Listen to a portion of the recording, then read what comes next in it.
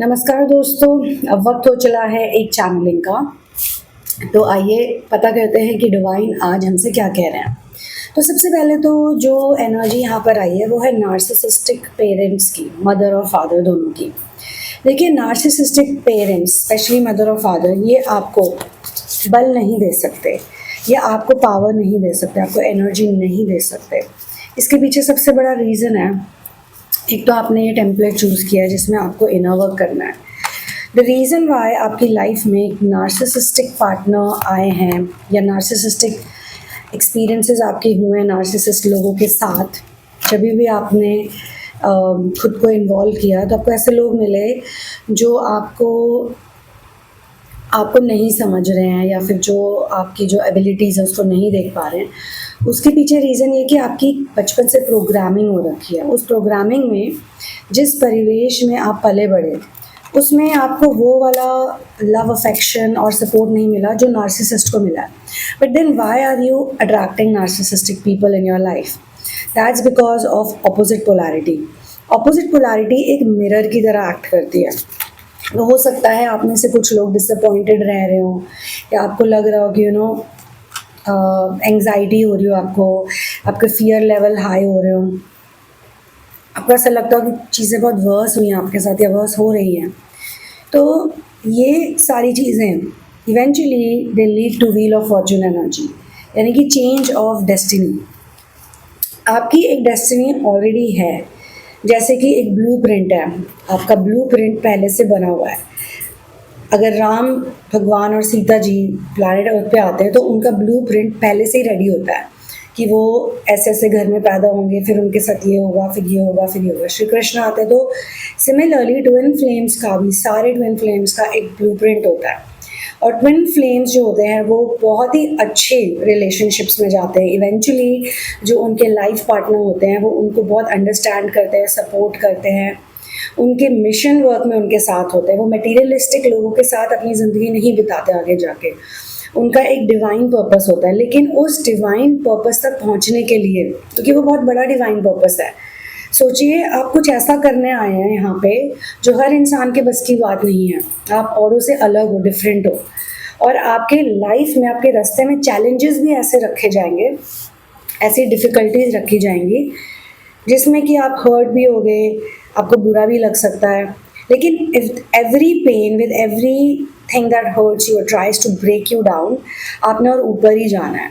तो वो जो सारे लोग आपको मिलते हैं, अच्छे बुरे जैसे भी, they are in a way there to help you build your own community। आप यहाँ पे अपना एक यूनिवर्स बनाने आए हैं अपने ब्लूप्रिंट के बेसिस पे। क्यों? क्योंकि आपका यूनिवर्स बहुत हाई वाइब्रेशनल है। तब अगर 8 बिलियन लोग हैं तो इस वक्त 8 बिलियन यूनिवर्सेस ऑपरेट कर रहे हैं, और उनमें से वही यूनिवर्सेस इस कंप्लीट अर्थ प्लेन को ऊपर ले जाता है जो हाई वाइब्रेशनल होते हैं। और ज़्यादा की ज़रूरत ही नहीं होती है, ऐसा नहीं होता कि बहुत बड़ा नंबर चाहिए होता है। कहते तो हैं, बाइबल में भी लिखा है और बहुत जगहों पे मेंशन किया, डाउनलोड्स मिले लोगों को पिछले कुछ सालों में 1,44,000 नंबर दिया गया कि इतने लोग चाहिए बस इस प्लैनेट की वाइब्रेशन को ऊपर ले जाने के लिए, इतने लाइट वर्कर्स। तो आपके माता पिता जो नार्सिसिस्टिक, खुद भी नार्सिसिस्टिक एनवायरनमेंट्स में पले बड़े हैं, वो आपको बल नहीं दे सकते। अगर ऐसी सिचुएशंस होती हैं जहाँ पे आपको सपोर्ट की ज़रूरत है तो आपको वो सपोर्ट नहीं मिलेगा। बट जो नार्सिसिस्टिक लोग हैं उनको हद से ज़्यादा सपोर्ट शुरू से मिला होता है। अगर वो गलत होते हैं तो भी उन्हें सपोर्ट मिलता है, अगर वो डिस्ट्रैक्टेड रहते हैं, एडिक्टेड होते हैं, मतलब हर चीज़ में उनको सपोर्ट मिलता है, एक एक्स्ट्रा लव मिलता है, वो लव जो उन्हें नहीं मिलना चाहिए। एक्चुअली उनकी भी जो पेन बॉडी है, वो भी जो दुख में, सफरिंग में है, वो इसीलिए है क्योंकि उनको हद से ज़्यादा प्यार मिला, हद से ज़्यादा सपोर्ट, हद से ज़्यादा पैम्परिंग मिली है। वो भी टॉक्सिक कहलाया जाता है, वो भी किसी इंसान की ग्रोथ के लिए अच्छा नहीं होता। मैं आज आपको एक छोटा सा एग्जाम्पल देती हूँ। ये बहुत इंटरेस्टिंग एग्जाम्पल है।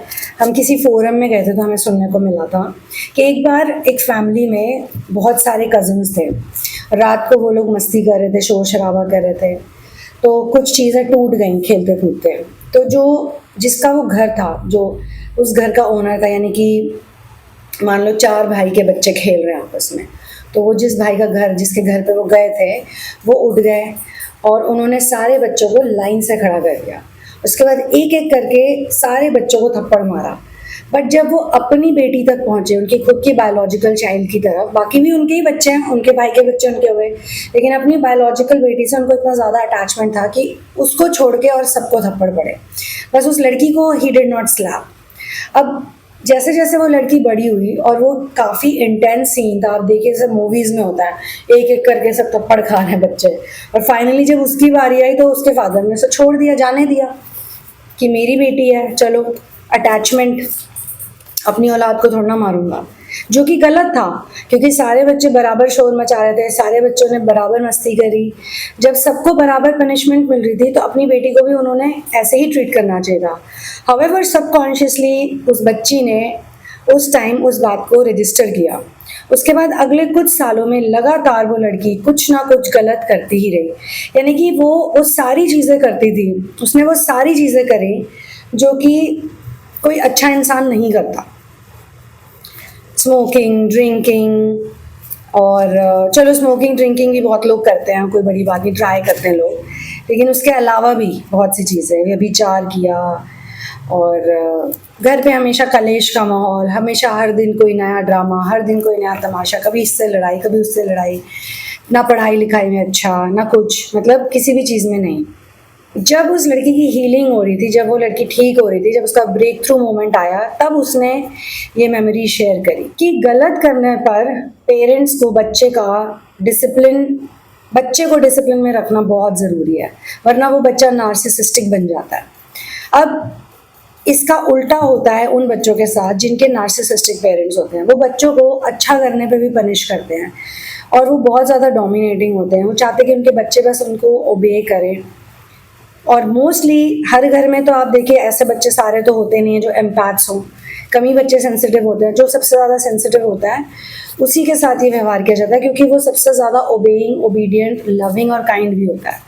तो अगर वो टैलेंटेड है, वो स्किल्ड है, वो स्पिरिचुअल है, वो अगर अच्छा भी होगा तो उसको हमेशा पनिशमेंट मिलेगी, उसको वो प्यार नहीं मिलेगा जो बच्चा डिजर्व करता है। यानी कि जो इस चैनलिंग से, इस डाउनलोड से रेजोनेट कर रहे हैं, यानी कि आप इस चैनलिंग को फील कर पा रहे हैं, ये उनके लिए।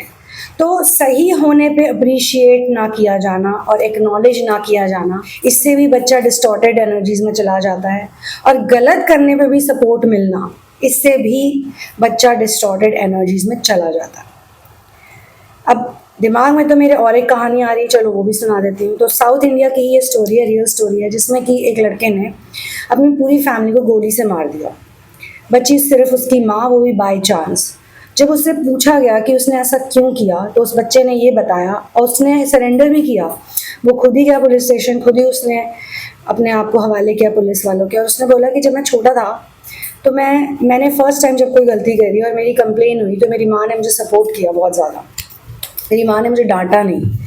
इसकी वजह से मैं ऐसा बन गया कि मैं हर किसी को सताने लगा, हर किसी से लड़ने झगड़ने लगा, हर किसी को तंग करने लगा। धीरे धीरे मैं क्रिमिनल माइंडेड हो गया, नशेड़ी बन गया, सारे गलत काम करने लगा, चाहे वो लड़कियों के साथ हो, चाहे वो वैसे हो। फिर इवेंचुअली ये हुआ कि मेरे घर पे कोई भी इंसान मेरी शिकायत लेकर आने लगा, बड़े होने के बाद भी, तो मेरी मदर ने कभी भी मेरे अगेंस्ट कुछ सुना ही नहीं। उन्होंने हमेशा उन लोगों को ही गलत ठहराया जिन्होंने मेरी सच्चाई उनको बताई। अब मैं इतना ज़्यादा फ्रस्ट्रेटेड हो गया हूँ, मुझे ये बातें समझ में आने लगी हैं। हो सकता है उसकी कोई स्ट्रेंज वे में रूड अवेकनिंग हो गई हो, कि उसे वो सारे पैटर्न्स दिखने लगे, तो उसने डिसीजन लिया एक दिन कि वो ऐसी फैमिली को ही ख़त्म कर देगा। ऑफ कोर्स वो सही नहीं था, वो इनर वर्क कर सकता था, वो अपनी थेरेपी कर सकता था, अपनी हीलिंग कर सकता था, बहुत चीज़ें कर सकता था, बट उसके अंदर इतना ज़्यादा फ्रस्ट्रेशन हो गया था, क्योंकि एक साइड थी उसकी जो जानती थी कि ये गलत है। इस तरह से उसको जो सपोर्ट मिलता है कॉन्स्टेंटली, गलत किए जाने पे, चोरी किए जाने पे, झूठ बोले जाने में, किसी को तंग करने में, किसी को पीटने में, उसको सपोर्ट मिल रहा बार बार। और अब देखिए विधि का विधान, सब मर गए, उसके खुद के भाई बहन नहीं बचे, उसकी मतलब ग्रैंड पेरेंट भी नहीं, सिर्फ उसकी मदर। अब वो जेल में लड़के ने खुद को सौंप दिया पुलिस वालों के हाथों, और मदर बच गई। तो नार्सिसिस्टिक अब्यूज़ कहाँ से आता है? क्या इसमें हम पेरेंट्स को ब्लेम कर सकते हैं? ये बहुत इंपॉर्टेंट पॉइंट है, क्योंकि अगर आप हीलिंग कर रहे हो, अपनी थेरेपी कर रहे हो, अपनी ट्विन फ्लेम जर्नी में आगे बढ़ना चाहते हो, तो ये जो ब्लेम वाली एनर्जी है, ये काफ़ी दिनों तक सता सकती है लोगों को, स्पेशली अगर आपको समझ ना आए कि इसका करना क्या है। अब मैं आपको जो बोलूँगी वो आपको ऐसा लगेगा कि यार ये क्या बोल दिया। मैं आपको बोलूँगी कि जो भी आपके साथ हो रहा है ये होना ज़रूरी है, ताकि आप अपनी रियल ओरिजिनल ऑथेंटिक एनर्जीज में आ जाओ। You are a very powerful person, आप एक बहुत पावरफुल बीइंग हो जो इस प्लानट पर आए हो, जैसे कि मैंने अभी थोड़ी देर पहले भी बताया, कुछ बड़ा करने। और आप यहाँ पे ट्रू लव फैलाने आए हो, लोगों को ये दिखाना है कि सच्चा प्यार क्या होता है, सच्चे प्यार की पावर क्या होती है। तो ऑफकोर्स आपकी लाइफ में ऐसे लोग आएंगे जो आपको उसका उल्टा दिखाएंगे, और वो देख के आपको दुख होगा, आपका हार्ट ब्रेक होगा, आपको दुख भी होगा। पर धीरे धीरे आपको पता चलेगा कि ये तो सिर्फ चेहरे बदल रहे हैं, शरीर बदल रहे हैं, लोग बदल रहे हो सकता है, बट इनकी एनर्जी तो सेम है। चाहे उनको डेट करो ना करो, रिलेशनशिप में रहो ना रहो, कुछ जो भी आपको फील होता है, एनर्जी तो इनकी सेम है। फिर आपको उस एनर्जी के पीछे की कोर एनर्जी दिखेगी। जब वो कोर एनर्जी आपके सामने आएगी तो आपको सारे वो पैटर्न्स नज़र में आने लगेंगे जिनकी वजह से आप इस चीज़ से गुजर रहे हो। वो पैटर्न्स हैं नार्सिसिस्टिक, पैटर्नल और मैटरनल अब्यूज़ के। लेकिन आपके जो पेरेंट्स हैं, जो आपको बल नहीं देते, उल्टा आपको और नीचे कर देते, अगर आप उनसे कोई प्रॉब्लम शेयर करते हो तो आपको स्ट्रॉन्ग नहीं बनाते। उनको ये इस बात की ज़्यादा परवाह होती है कि दुनिया क्या सोचेगी, लोग क्या बोलेंगे, क्या होगा। तो एक स्टेज ऐसी आती है, 4 ऑफ कप्स की एनर्जी है ये, इसमें हो जाता है कि बंदा इतना नेगेटिव और डिसअपॉइंटेड हो जाता है अपनी लाइफ के सारे प्रीवियस एक्सपीरियंसेस से कि वो आगे की अपॉर्चुनिटीज़ को एक्सेप्ट ही नहीं करता है या करती है। लेकिन हमें आगे की अपॉर्चुनिटीज़ को नॉट ओनली एक्सेप्ट करना है बल्कि उनको रिकॉग्नाइज भी करना है, क्योंकि उसके बाद वर्ल्ड की एनर्जी भी आपके पास है। World is literally a completion, world is literally success. Again it is connected with opportunities, और वो अपॉर्चुनिटीज़ आपके लिए एंडलेस हैं। You have limitless potential, but how do you touch that energy और दैट प्लेस, दैट डायमेंशन?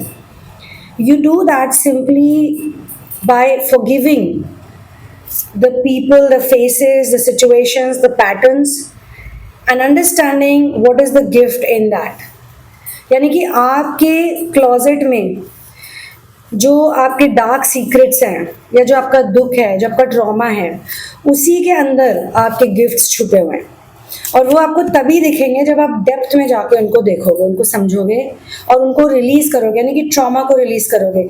ये सोचना बहुत ज़रूरी है कि जो भी एक्सपीरियंसेस आपके साथ हुए हैं ना, वो बिल्कुल सही हुए हैं, बिल्कुल परफेक्ट हुए हैं, उसमें कोई गलती नहीं है, उसमें कोई कमी नहीं है। हाँ, हमें इस तरह से ट्रेन किया जाता है, हमें इस तरह से प्रोग्राम किया जाता है कि हमको सिर्फ नेगेटिव दिख रहा है, बट उसी में पॉजिटिव है। आपका थ्रोट चक्रा हील होना है ताकि आप प्योरली कम्युनिकेट कर सको। आपको बहुत लोग मिलेंगे जो आपको क्रिटिसाइज करेंगे, जो आपको नीचा गिराएंगे, और उनमें से कई लोग आपके आसपास हो सकते हैं, यानी कि जो लोग आपसे क्लोज हैं। अब देखिए, नार्सिसिस्ट के साथ उल्टा हो रहा है, वो कमियों से भरे हुए हैं, फ्लॉड है, बट उनको सब सपोर्ट करे, सब उनकी वाहवाही करे, जो उनके दिमाग में घुस जाती है। अब जब वो किसी रियल डील पर्सन के सामने जाते हैं तो उनको पता है उनके पास ऐसा कुछ भी नहीं है, तो उनको अंदर से बुरा लगता है, वो भी हर्ट हो रहे हैं बहुत ज़्यादा और आप भी हर्ट हो रहे हो। तो आपको सिर्फ वो देखना है, बस उसको समझना है, उसके बाद छोड़ दो। जो भी लेसन है उसके बाद उस चीज़ को लेट गो कर दो।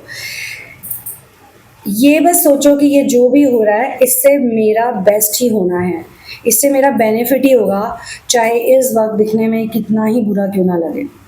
जब आप ये चीज़ सोचने लग जाते हो या इस चीज़ को फील करने लग जाते हो प्रैक्टिकली, तो आप एक ट्रूपर बन जाते हो, आप लूप ब्रेकर बन जाते हो, आपको कोई चीज़ नहीं हिला सकती, आप स्थित प्रज्ञा बन जाते हो। और ये चैनलिंग उसी बात के ऊपर है कि जो आपको बल नहीं दे रहे उसके पीछे ये रीज़न है कि आप अपना बल खुद क्रिएट करोगे, कर सकते हो और करोगे, और कई लोग तो कर रहे हैं ऑलरेडी। आप अपना सपोर्ट, अपना पावर, आपके अंदर इतनी पॉसिबिलिटीज़ हैं, आपको कहीं जाने की ज़रूरत नहीं है, यू गॉट एवरीथिंग। और कोई अगर आपको नीचा गिराता है ना, it is just to remind you who you really are and what you possess. तो इसी बात पे मैं इस कलेक्टिव रीडिंग को यहीं क्लोज करती हूँ। पर्सनल सेशंस के लिए, रीडिंग्स के लिए और थेरेपीज के लिए चेक आउट करें डिस्क्रिप्शन बॉक्स को। You can get my book in the name of love, a journey of finding an ultimate soulmate, जिसका लिंक डिस्क्रिप्शन बॉक्स में है, क्योंकि लव की स्पेलिंग LUV है।